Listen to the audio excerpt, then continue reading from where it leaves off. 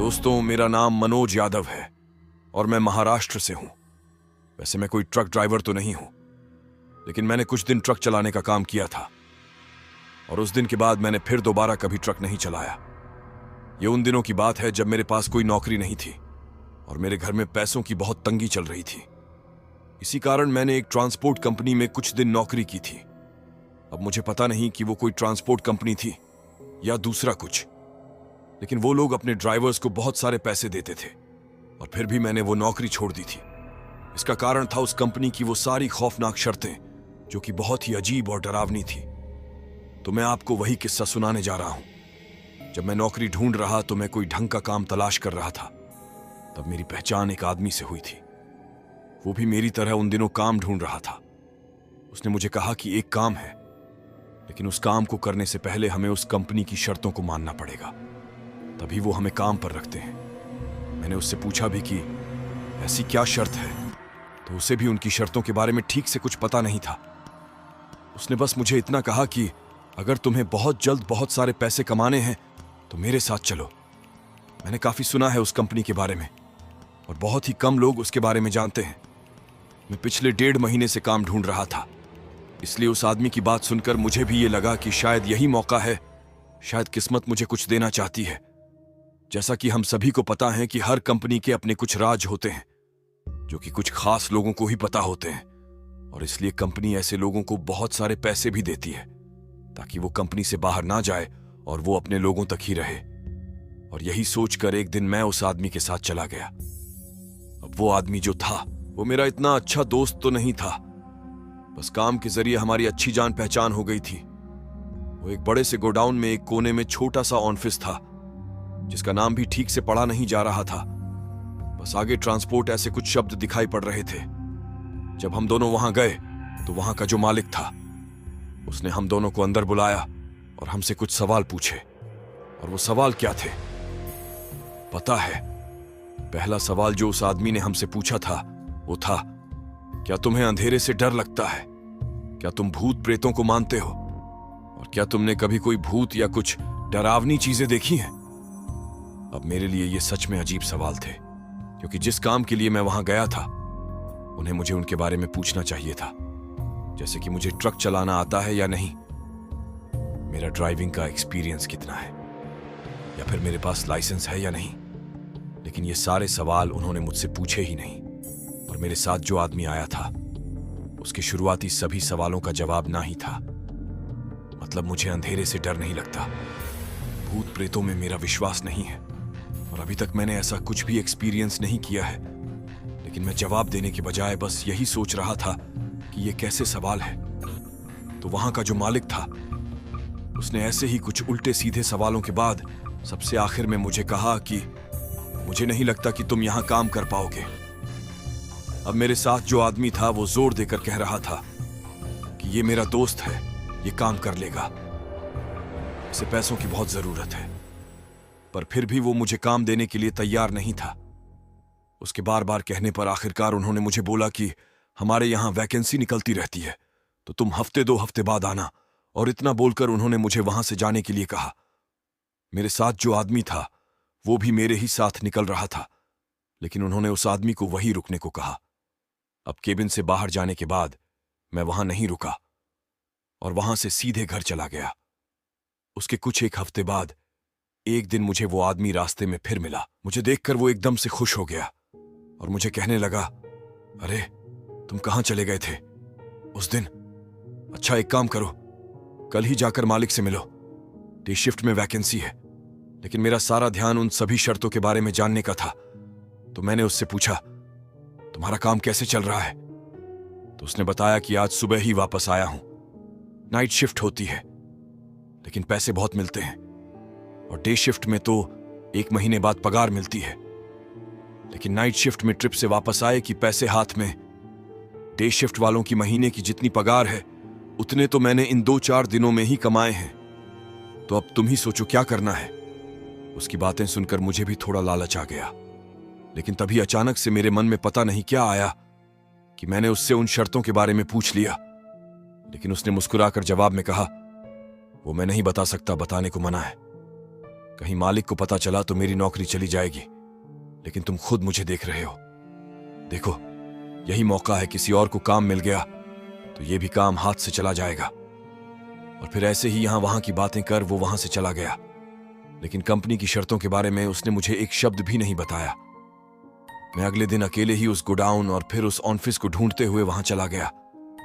मैं फिर एक बार उस अजीब के सामने बैठा था। उसने मुझे गौर से देखा और कहा, देखो, हमारे यहां नाइट शिफ्ट में काम करने के कुछ नियम हैं, कुछ सख्त नियम हैं। अगर तुम उन्हें मानते हो तभी हम तुम्हें आगे का काम दे सकेंगे। और वो आदमी अच्छे से जानता था कि मुझे पैसों की जरूरत है, मेरे सामने कोई ऑप्शन नहीं है। मैंने उत्साह में कहा, आप काम बताइए, मैं करने को तैयार हूं। मैंने सोचा कि होंगे ऐसे ही कुछ नियम कि सिग्नल को नहीं तोड़ना है, या कंपनी के बारे में किसी को नहीं बताना है, या ज्यादा से ज्यादा कंपनी के बताए रास्ते के बजाय कहीं और नहीं जाना है। लेकिन मालिक ने कहा, आज नहीं, पहले कुछ दिन तुम दिन में ट्रक चलाओ, फिर मैं तुम्हें बताता हूं। शायद वो देखना चाहते थे कि मैं कैसे ट्रक चलाता हूं। मैंने 3-4 दिनों तक ट्रक चलाया, जो कि शहर में ही काम होता था। मुझे उन दिनों में इतना तो पता चल गया था कि उनके 2 क्षेत्र थे। एक में फूड आइटम्स जैसे वेजिटेबल्स वगैरह ट्रांसपोर्ट होते थे, तो दूसरे में नॉन वेजिटेरियन आइटम्स जैसे मीट, मांस, मच्छी वगैरह ट्रांसपोर्ट होता था। मुझे लगा था कि ये लोग कुछ 2 नंबर का धंधा करते होंगे और शायद इसलिए ज्यादा पैसे भी देते होंगे। ऐसे ही 4-5 दिन बाद एक शाम जब मैं ट्रक लेकर वापस आया और अपने घर जाने की तैयारी कर रहा था, तो मुझे पता चला कि मालिक ने मुझे बुलाया है। मैं कपड़े बदलकर उनके केबिन में चला गया। उन्होंने मुझे उनके सामने बैठने का इशारा किया और शुरुआत में इतना ही कहा, तुम्हारा काम अच्छा है, और जैसा कि तुम्हें पता होगा कि हम 2 तरह का ट्रांसपोर्ट करते हैं, वेजिटेरियन आइटम्स और मीट वगैरह। तो जो लोग मीट, मांस, मटन को ट्रांसपोर्ट करते हैं, सिर्फ उन्हें ही हम दुगनी पगार देते हैं, या कभी कभी उससे भी ज्यादा। कंपनी की कुछ मजबूरियां हैं और इसलिए हम मांस, मटन सिर्फ रात में ही ट्रांसपोर्ट करते हैं। तो क्या तुम वो काम करना चाहोगे? दुगनी पगार की बात सुनकर मैंने कुछ सोचे बिना ही कह दिया, हाँ, क्यों नहीं। तो मैनेजर ने थोड़ा रुककर केबिन का दरवाजा लगाने के लिए कहा। मैंने उठकर दरवाजा बंद कर दिया और वापस अपनी जगह पर आकर बैठ गया।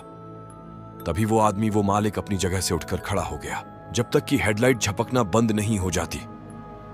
इस बार मैंने फिर से हाँ में अपनी गर्दन हिला दी। अब तीसरी शर्त, अगर रात के अंधेरे में किसी सुनसान रास्ते पर कहीं तुम्हें ऐसा साइन बोर्ड दिखाई दे कि आगे का रास्ता बंद है और फिर भी आगे का रास्ता दिखाई दे रहा है, तो उस वक्त भी तुम्हें ट्रक को नहीं रोकना है और ना ही गाड़ी को पीछे मोड़ना है और ना ही किसी दूसरे रास्ते से जाना है।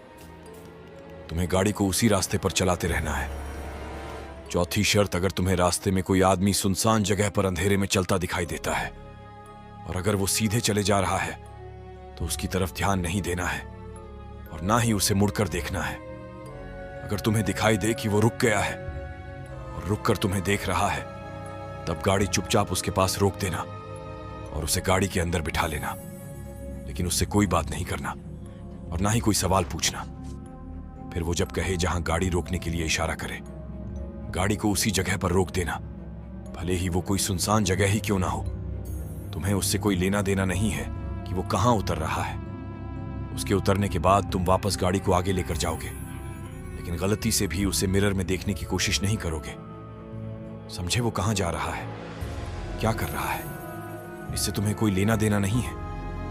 उनकी ये शर्त सुनकर मुझे थोड़ा अजीब लगने लगा था। पहले 2-3 शर्तों को तो मैं समझ सकता था, लेकिन ये जो शर्त थी वो बहुत ही अजीब थी। फिर भी मैं चुपचाप उनके आगे की शर्तें सुनता रहा था। अब तो मैंने गर्दन हिलाना भी बंद कर दिया था। 5वीं शर्त, बीच रास्ते में तुम्हें गाड़ी के ऊपर से या पीछे से कुछ खटखटाने की या टप-टप की आवाज सुनाई दे तो गाड़ी को रोककर नीचे उतरकर नहीं देखना है कि वो क्या है, बस गाड़ी को चलाते रहना है। शायद तुम्हें आसपास से कुछ गुर्राहट भरी आवाज भी सुनाई दे, लेकिन फिर भी तुम बस चलते रहोगे। अगली और 6ठी शर्त, अगर तुम ट्रक में रेडियो या कैसेट कुछ सुन रहे हो या नहीं भी सुन रहे हो, लेकिन अगर तुम्हें अचानक से रेडियो स्पीकर से कुछ अजीब सी फुसफुसाने की आवाज लगे तो तुम तुरंत उसे बंद कर दोगे और गाड़ी को भी उसी जगह पर तुरंत रोक देना और बंद कर देना। फिर बिना वक्त गवाए अपने सिर को नीचे झुकाकर नीचे झुक जाना और अपनी आंखों को कसकर बंद कर लेना तुम्हें आसपास से अजीब अजीब सी आवाजें सुनाई देने लगेंगी, जैसे तुम्हारे आसपास कोई फुसफुसा रहा है। तुम्हारे कांच पर दरवाजे पर खटखटाने की आवाज सुनाई देगी, और यहां तक कि कोई दरवाजा खोल भी देगा तो भी तुम अपनी जगह से नहीं हिलोगे और ना ही अपनी आंखें खोलोगे जब तक कि वो सारी आवाजें शांत ना हो जाए। जब वो आवाजें शांत हो जाएंगी तो तुम धीरे से अपनी आंखें खोलकर सबसे पहले खिड़की से बाहर झांकना। तुम्हें अगर वहां धुआं दिखाई दे तो समझ जाना कि वहां जो कुछ था वो वहां से चला गया है, और फिर तुम तुरंत ही गाड़ी चालू कर आगे निकल जाना। 7वीं शर्त, ट्रक चलाते समय तुम्हें अचानक से कोई चीज या कुछ भी ट्रक के साथ तेजी से भागता हुआ या फिर सरकता हुआ नजर आए तो तुम्हें बस शांत रहना है और अपने ट्रक की स्पीड बढ़ानी है। इससे कोई फर्क नहीं पड़ता कि तुम कितने स्पीड में हो। तुम जितने भी स्पीड में होगे, जितना भी तेज होगे, वो तुम्हारे साथ ही सरकता रहेगा। पर फिर भी तुम तेजी से गाड़ी चलाते रहोगे और वहां जो कुछ है उसे खिड़की से बाहर देखने की या फिर मिरर में देखने की कोशिश नहीं करोगे। सीधे सामने रास्ते को देखोगे। अब 8वीं शर्त, अगर तुम्हें गाड़ी चलाते समय बहुत जोर की चीख सुनाई दे तो झट से गाड़ी को साइड में रोक देना, गाड़ी के सभी लाइट को चालू कर देना, तेजी से ट्रक से उतरकर पीछे चले जाना। पीछे जाकर पीछे कंटेनर में छुप जाना। इस बीच तुम देखोगे कि गाड़ी की सभी लाइट्स झपकने लगेंगी, बंद हो जाएंगी, फिर से चालू हो जाएंगी, लेकिन जब तक सभी लाइट्स चालू नहीं हो जाती हैं, यानी स्थिर नहीं हो जाती है, तब तक तुम वहां से हिलोगे नहीं। फिर जैसे ही तुम्हें सब ठीक लगे, मतलब सभी लाइट्स चालू हो जाए, तो उसके ठीक 10 मिनट बाद तुम वापस आगे जाकर ट्रक को उस जगह से दूर ले जाना। और अब ये आखिरी शर्त, अगर तुम्हें रास्ते पर कोई औरत गाड़ी को रोकने के लिए हाथ से इशारा करती दिखाई दे तब तो गाड़ी को बिल्कुल भी नहीं रोकना है। वो भले ही कितनी ही सुंदर क्यों ना हो, कितनी ही आकर्षक क्यों ना हो, तुम गाड़ी को उससे आगे लेकर जाओगे और उससे आगे निकलने के बाद तुम साइड मिरर में देखना, अगर वो अब भी रास्ते पर उसी जगह पर खड़ी है तो समझो कि तुम बच गए, और अगर वो रास्ते पर नहीं है तो तुम अपने पीछे देखने की जरा भी हिम्मत मत करना, क्योंकि अगर वो रास्ते पर नहीं है इसका मतलब वो तुम्हारे पीछे है, तुम्हारे पीछे की सीट पर है और तुम्हें ही देख रही है। तुमने तिरछी नजर से भी पीछे देखने की हिम्मत की तो समझो कि तुम मर गए। वो तुम्हें तुरंत अपने साथ ले जाएगी। कहां वो पता नहीं, लेकिन मुझे इतना पता है कि अगर तुमने इनमें से किसी भी शर्त को नजरअंदाज किया या इन्हें बस अफवाह समझकर या झूठ समझकर इन पर ध्यान नहीं दिया या कोई भी गलती की तो तुम हमें फिर कभी नहीं मिलोगे। इन सब अजीब शर्तों को सुनकर मेरा दिमाग फटने लगा था। उस मालिक ने सबसे आखिर में मुझे कहा, आशा है कि तुम इन सब शर्तों को याद रख पाओगे। मैंने कुछ सोचकर कहा, पर आपने तो कहा था कि 10 शर्त है, तो आखिरी शर्त क्या है? मालिक ने थोड़ा मुस्कुराकर कहा, वो मैं तुम्हें वापस आने के बाद बताऊंगा। अब जाओ, अपनी आज रात की डिलीवरी की तैयारी करो। केबिन के बाहर 2 आदमी खड़े हैं, वो तुम्हें बताएंगे कि कौन सा ट्रक कहां लेकर जाना है। मैंने वहां कुछ दिनों में सिर्फ सुना था कि उनके कुछ ट्रक ड्राइवर जो ट्रक को लेकर जाते हैं वो कभी वापस नहीं मिलते। किसी के साथ कोई भयानक एक्सीडेंट हो जाता है तो कोई ड्राइवर डर के मारे उस कंपनी को छोड़कर चला जाता है। लेकिन आज मुझे समझ आ रहा था कि इन सब के पीछे क्या कारण हो सकता है। अब मैं दुविधा में था, मैं उन्हें ना नहीं कर सकता था। बाहर उनके 2 आदमी खड़े थे। मैं चुपचाप वहां से बाहर चला गया और चलते चलते ही उस आदमी को ढूंढने लगा जो मुझे यहां लेकर आया था, लेकिन वो आदमी मुझे कहीं मिला नहीं। उसके बाद वो दोनों आदमी मुझे उस गोडाउन के एक बड़े से हिस्से में लेकर गए। वो हर पल मेरे साथ थे। वहीं पर कुछ ड्राइवर शांत बैठे हुए थे, आपस में बात भी नहीं कर रहे थे। मैं अपनी जाने की तैयारी करने लगा और मैंने बहुत धीरे से वहां बैठे कुछ लोगों से मेरे साथ वाले उस आदमी के बारे में पूछा, और तब मुझे पता चला कि उसकी कल रात ही एक भयानक दुर्घटना में मौत हुई है और इसीलिए उन्होंने मुझे उसकी जगह पर काम करने के लिए बुलाया है। इस बात को सुनकर मुझे एकदम से झटका लगा और मैंने उसी समय वो काम छोड़ दिया था।